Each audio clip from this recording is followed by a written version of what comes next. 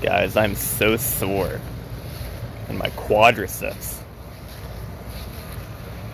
I'm walking with a cane basically right now. When I sit down,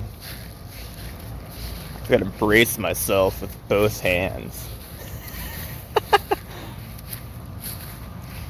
Going downstairs is a nightmare. It's all good though. Kinda cool with it. I know, muscle soreness does not equal like, strength gains or muscle gains or whatever, but I kind of like it. I feel like it's definitely an indication of like, I worked myself thoroughly, you know. But good God, man, the DOMS, the delayed onset muscle soreness, got me good today. I was already pretty sore like yesterday and the day before, but damn, that third day hitting different. 337 squats, guys. And that's coming off like, what, four days of not really doing any legs because my back was so effed up. Feels good. I'm feeling, I feel like everywhere. I'm starting to think bodyweight squats might even be better than backward sled drags for quad development, especially that teardrop, because that's exactly where I feel it. It's like, right above the knee and like medially, that freaking vastus medialis. I feel everywhere else too, by the way. It is like all of the quadriceps that are sore, but right there especially. And I assume it's because I go so deep in my squats, So I'm getting that deep knee bend. That takes a lot of that vastus medialis strength. And holy shit, that muscle is so tired, guys. I can barely walk downstairs. I mean, damn. But again, it's whatever. I'm feeling good. It's funny. I'm still like yesterday. I climbed a good bit. I was sore, but felt fine. Again, kind of shows how legs are maybe not the most important thing when bouldering, especially when you're on overhang. I kind of stuck to the 25-degree wall and the 4-degree wall, or whatever it is. Maybe it's 20 degrees. Point is, I was on the overhang where most of my weight's going to be in my upper body rather than my legs. I was definitely not going to do any kind of slab climbs where most of your body weight's in your lower body, because that would have killed me. But yeah, man, climb totally fine. If anything, I climb better than usual. Busting out some V5s, V6s on the 20 degree. Worked on some V4s and V7s or whatever on the 40 degree moon board. I feel like I'm getting so close in this one V7. It's just like one move is killing me. Something about grabbing this little crimp from this wide position. If you saw my shorts, I was doing like wide pull-ups with tons of weight. I'm 95 pounds, something like that. And the way I did it was I had like a loading pin and plate-loaded pin below me on a belt and a strap.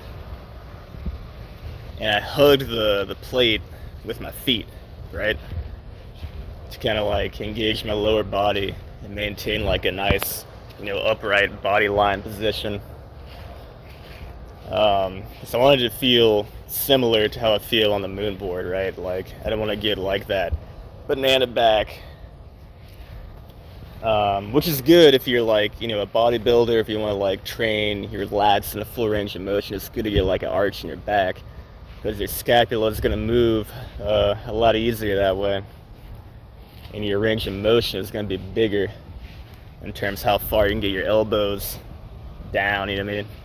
If you kind of arch yourself and let your body swing a little bit, you can pull all the way to your hips, if you're strong enough. But with a straight body, you're typically going to get stuck. Your chin might be like right at the bar. I think my lips were about at the bar for that 95-pound pull-up. But the idea was that it was going to feel similar to that one move on the V7, where I got to pull myself from this like wide-ass position and then hit a crimp with my left hand. So I was doing that heavy between attempts of that V7. I think it actually helped. It's kind of like neuromuscular facilitation or something. Nick Jenkins had a video on his channel. He was like doing an iso hold with 330 pounds, and that's another kind of neuromuscular facilitation technique where you prime your nervous system with like a heavier stimulus, just briefly. Like I was doing 1 rep of pull-ups, he was doing like 5 seconds of a hold with 330. So then he was primed when he went back down for 315 and got a double, right? And then I was primed to pull myself, with no extra weight on me, but at that weird angle, so it's still pretty hard.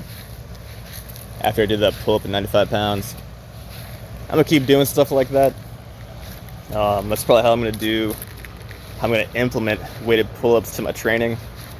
Is I'll just do them in whatever way I need to get past a crux in a bouldering problem.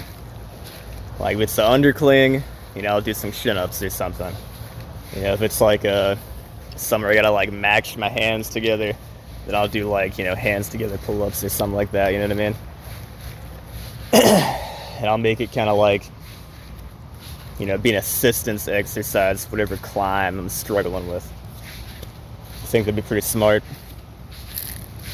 But at home, I'm keeping this baby up.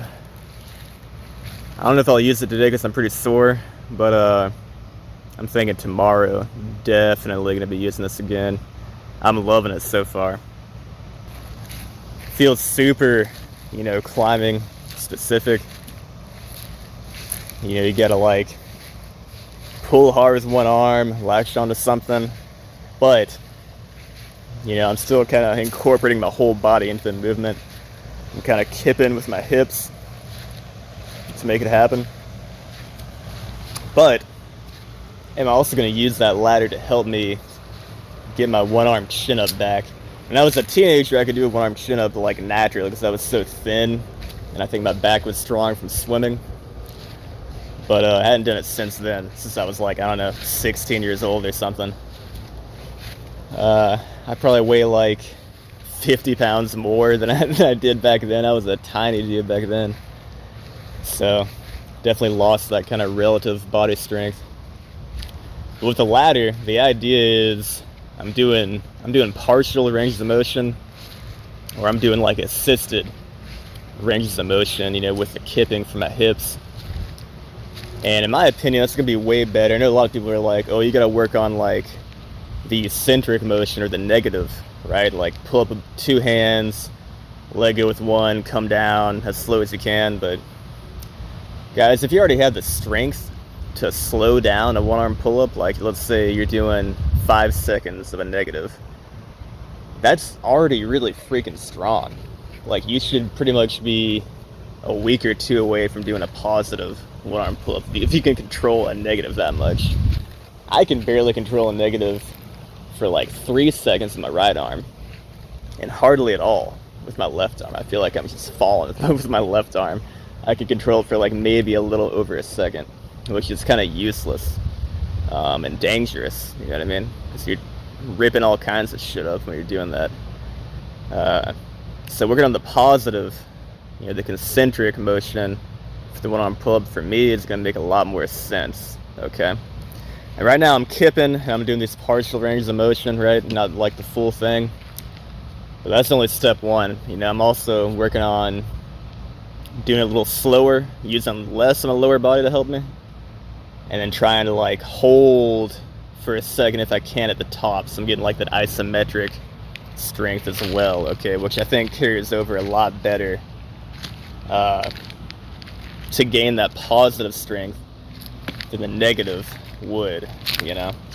That holding strength is important.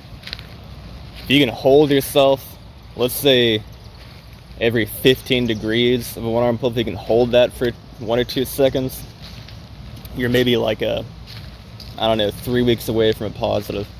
That's been my experience. Like when I've worked on like grip stuff, like let's say like a pull up from a 1 centimeter crimp or something, like I would work on the isometric hold from like different angles, right?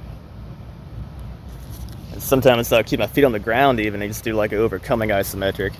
And then after like 4 weeks of doing that, I found I was able to finally do a full range of pull-up, because again, I'm like teaching my body how to stay in that position, you know what I mean, how to like work in that position. So just gotta add it all together after that, kind of teaching the nervous system and muscles how to work, and you don't really get sore from that kind of training, nowhere near you get sore as from doing negatives, and it's not dangerous at all.